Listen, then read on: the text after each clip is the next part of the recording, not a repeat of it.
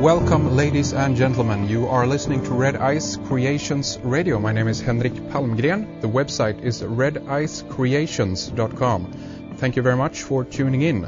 Today we have an urgent issue that we want to cover, so pay close attention, please, especially if you're in the UK and in around Yorkshire.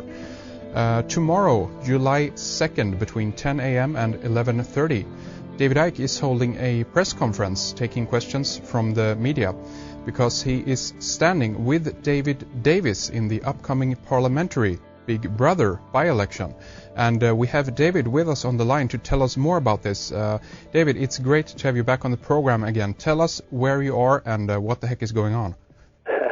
Hello, Henrik. What the heck's going on? It's my life. Who knows? I'm up in constituency within the parliamentary system in Britain, near a place called Hull on the east coast. And I'm standing in a by-election which has come about in a way that's very relevant to what I've been doing for the last 20 years. The opposition Home Affairs spokesman, a man called David Davis, who you mentioned, resigned his seat in Parliament just a few weeks ago, maybe a couple of weeks ago, in protest at the emerging Big Brother state in Britain. And this was, it seemed, culminated in the manipulation by the government through outrageous means, a law which is going to allow the police to hold people, quote, terrorist suspects, for up to 42 days without charge and without any need to present them with any reason why they are being held. I was not going to stand in this election. I've never stood in an election, and I never will again. It's just this is about Big Brother. But I was not going to stand if the government party here, the Labour Party, had stood against him. They chose not to, for a very simple reason. They'd have got slaughtered, because people are now in ever larger numbers becoming aware that Big Brother ain't coming, he's here. And in Britain, it's now going into the fine detail of people's lives as it is elsewhere. The reason I'm standing is because David Davis is dealing with this on one level. He's saying that we must stop the Labour government in power currently, once headed by Blair, now by a guy called Gordon Brown, bringing in the Big Brother state. Now, if that's the level, the only level that we operate on, then we're going nowhere, because the Big Brother state is global. It's happening in country after country after country at the same time. Yeah. And therefore, is the Labour government in Britain responsible for it happening in America and in Canada and in Sweden, in France, in Germany? I had a German film crew come to talk to me a few days ago, and they were going on and on about the fact that the Big Brother state's coming in Germany. Yeah. Is it happening because of the Labour government in Australia? The point being that what David Davis is focusing on, while admirable and commendable that he's taken this stance, if it becomes just a party political thing, like we must stop the Labour government doing this, then basically we're going nowhere. And so I'm standing to make the point that Big Brother is much bigger than David Davis appears to understand, and we have to ask the question, what is the coordinating force that is making this happen all over the world at the same time? Because it certainly ain't the Labour government.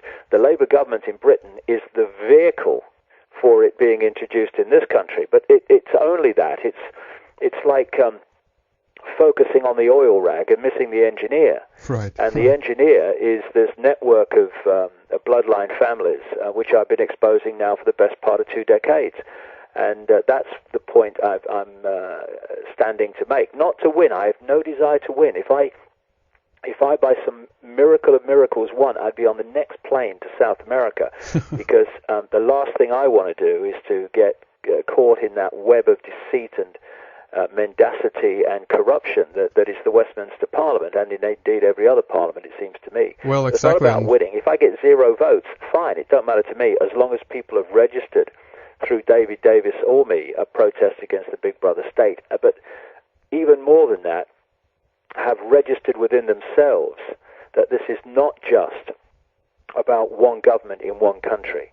I think we've talked before, Henrik, about the way I've described how you could control an apparently two-party state simply by manipulating mayhem and infighting within the party that you don't want to win at that time. Right. If you've got two parties, and what's happened in this country is that back in the 80s, the Labour Party was, or the late 70s actually, the Labour Party was brought into total disarray, infighting, battling in on itself, and was throughout the 1980s, from 1979 when Margaret Thatcher got in, right the way through to the mid-90s, was considered unelectable by the people because of its infighting and because of the lack of credibility of the people that rose to become its leader.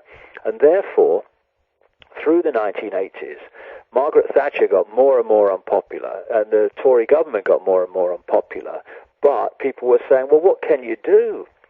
You know, we don't want to vote for her, but you know, well, look, what's the alternative? We got no choice. Right. And then in the mid-90s, a guy called Tony Blair was made leader of the then opposition Labour Party, at which point everything changed. Rupert Murdoch's newspapers, for the first time in their history, switched their support to Blair. Blair became leader of the Labour Party, and in 1997, whereby now the Conservative Party was full of infighting, was in disarray, and collapsing in on itself, Blair came to power, and he stayed there for 10 years, invading people, bringing in this big brother state at an alarming rate. And people were saying, we don't want to vote for him, but you can't vote for the Conservatives. Look at the state they're in. And now, with Blair gone and replaced by this guy Gordon Brown, there is a campaign, a daily campaign, to destroy the credibility of Gordon Brown and the Labour Party, because there's a guy called David Cameron from David Davis's party, funnily enough, who is the next chosen one to come in and take over. Is that so? There's a simple rule with this two-party manipulation I've just described. Whichever party is in government introduces the agenda for the Orwellian state. Whichever party is in opposition opposes it. Then we have an election, a farce of an election. They change places, and then the government that introduced the agenda is now the opposition party, so it opposes it, and vice versa. And that's how it works. And we have another point that I want to make as a result of this election, which is David Davis is focusing on surveillance cameras and DNA databases, and quite right too. That's a fundamental part of this Orwellian state. But it's not. It's only one level of it. The European Union is a massive part of this big brother state, because what is the big brother state? It's the few dictating to the lives and controlling the lives of the many. And that's what the European Union is designed to do. And just to make the point that I've just made about this two-party state manipulation, at the moment, David Davis's Conservative Party is opposing the introduction of this Lisbon Treaty, which is just the European Constitution under another name, which will, again, highly significantly move forward the centralization of power in Europe. And yet when that Conservative Party was in power, it did exactly the same and forced through Britain's consent to the Maastricht Treaty, which was an enormous step forward of the centralization of power in Europe. So there's many of these much bigger big brother issues that people need to see how the dots connect if we're really going to have a chance of putting this right through mass civil non-cooperation with this system of enslavement. And so that's why I'm standing. And unfortunately, I've invited David Davis to a public debate so we can talk about this, not in a me against you, but to mutually challenging the big brother state now from our different perspectives. And he doesn't want to know. Really? Is that so? But what you're saying here is that you're because of this action, by standing in this election, you're helping to draw more attention to the issue of the Big Brother state. Do I understand that correctly then? Exactly, Henrik. Yeah, Right. I mean, I've got this press conference tomorrow, and I've got a public meeting, which is free for anyone to come. By the way, it's in a place called I've got the name of the place now, but it's just outside Hull. If people go to my website, It's all there. Willoughby Manor Hotel, No, right? Willoughby, that's it. On Well Lane. Willoughby Manor Hotel at Willoughby, and people can come. It starts at 1:30 on Sunday, and we're gonna go through all of this and then take questions. So Brilliant. it's about raising the profile of this whole issue, and the election is just that vehicle for me. I have no desire to win. I have no chance to win. David Davis will win. He was always going to win. But this is much bigger than what he's talking about, and it's very important that people understand that. So on some points you agree with David Davis, I reckon then, but in many points you disagree on a lot of issues, right? Well, I commend absolutely his decision to step down as an MP and seek re-election on the issue of Big Brother. Hold my hand up to that.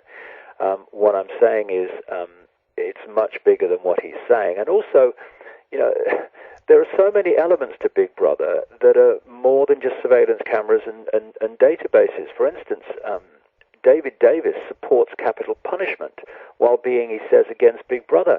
Well, I can't imagine a more Big Brother situation than to give a man in a funny wig the right over life and death of another human being on behalf of the state. Right. And he also supported the invasion of Iraq. Now, I wonder if those civilians and children in Baghdad, when it was being pepper bombed from the sky, might just have thought that Big Brother had arrived.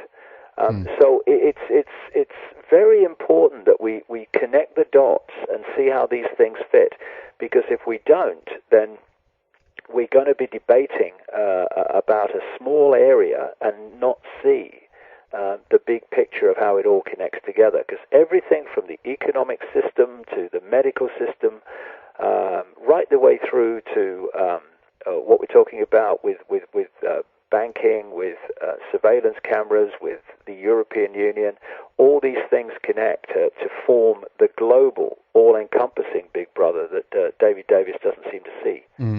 And I mean, is there a specific angle you need to have on this? I mean, you have about an hour and a half then, I guess, during this press conference at least, to kind of get things going. But is there enough time to get into all of these? I mean, this again is a massive subject, and as you know, who make 6-hour lectures to connect the dots. Is it possible to open people's eyes on this short time? It is. What I'm doing is I'm just taking that level of Big Brother where people experience it daily.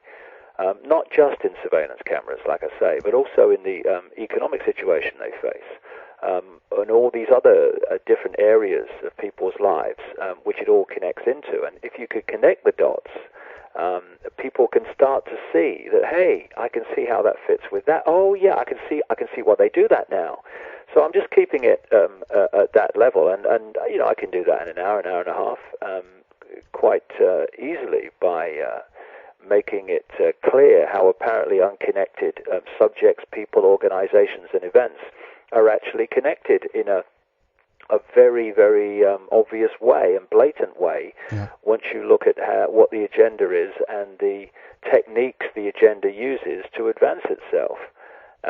Once you talk about problem, reaction, solution, and these techniques of manipulation, the totalitarian tiptoe, where they go in little steps, or as big as they can get away with, but relatively little steps towards a long agreed goal in the distance. And that's how we went from a free trade area in Europe to a centralized superstate, because we'd never accepted it.